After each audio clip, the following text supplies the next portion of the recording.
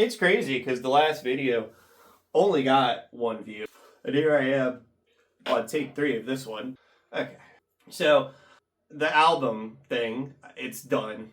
And I was really hoping this video was going to be like, hey, here's the next single, here's the background on it. But I'm going to consult with the surgeon in early July because my doctor basically was like, yeah, dog, if you don't fix this, you're going to have like serious problems. And yeah, I don't know. If there's any companies that want to experiment with like a robot arm on me, that would be fucking sick. I will take that. I would love like a Winter Soldier type deal if we could do that. Um, Point is, I'm probably gonna have to get like some maybe some physical therapy and all, and that sucks because I really just wanted to focus on school, work, and this album for the next upcoming months. But now I might have to use the album to maybe help pay for the surgery because I have a high deductible health insurance plan, and this is going to drain everything in my HSA probably. So I don't know. We might have to figure something out. I hate to say that.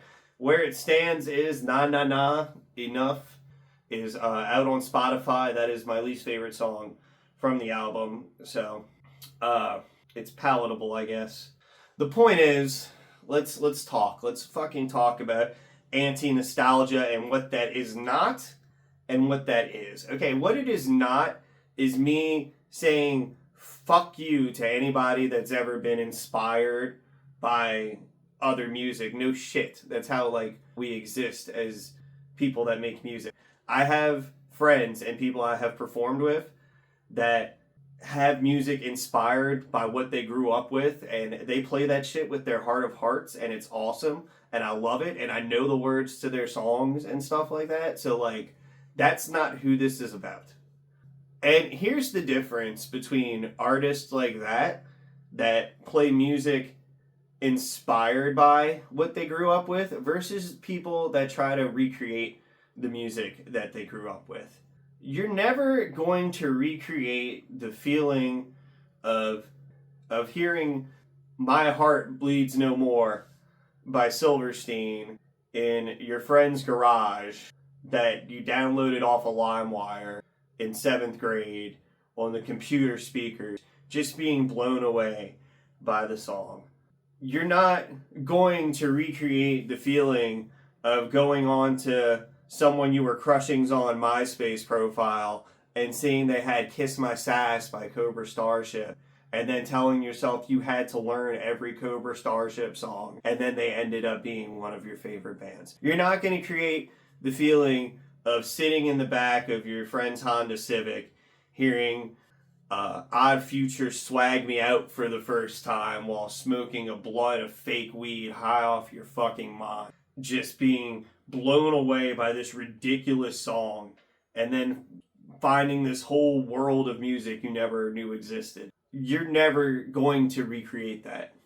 And the problem is, in an algorithm-based world, that's kind of gone, you know? Like, that feeling was like contingent on a moment, and now when everything is just kind of fed to you based on what you like and what you look at, it's not based on a moment anymore. It's based on an algorithm.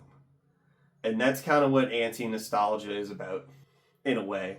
Like, you can't market lived experience. And like when I was growing up, like we were on the internet, and like I might have been on MySpace, you might have been on YouTube, someone else might have been on Tumblr, someone else might have been on all three, someone might have been on 4chan. Like we were all discovering things, and so many things, but they weren't being forced on us, you know? We were still discovering them. Like when I see a band in my Instagram ads, and I'm guilty of this too, this is also a critique of myself more than anybody. It's like, for fans of 3 bands I like. And it's like, okay, well, like, yeah. Like, did you make this song to sound like 3 bands I like?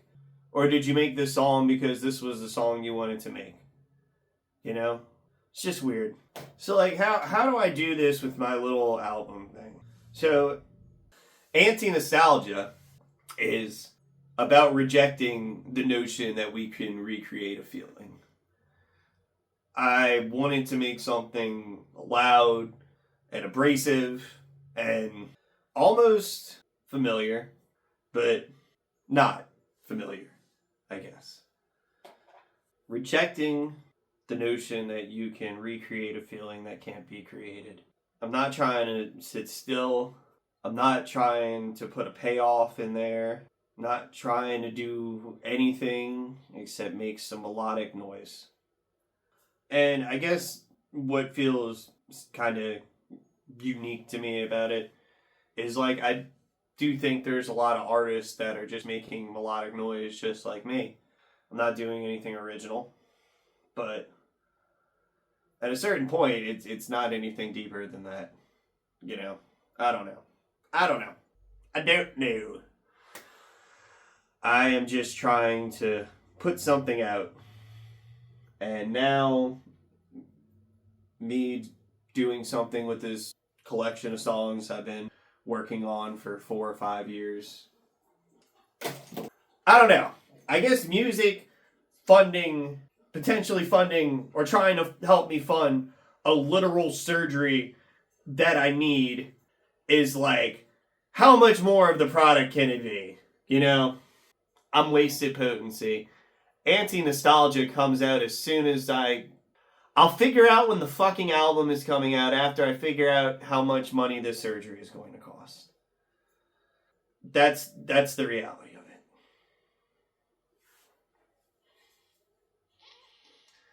This isn't art. It's not that deep. Just might need help.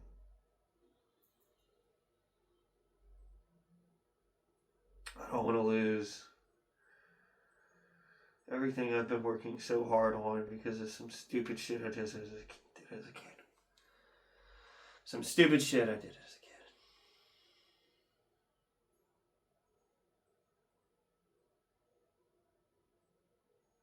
I'm wasted potency.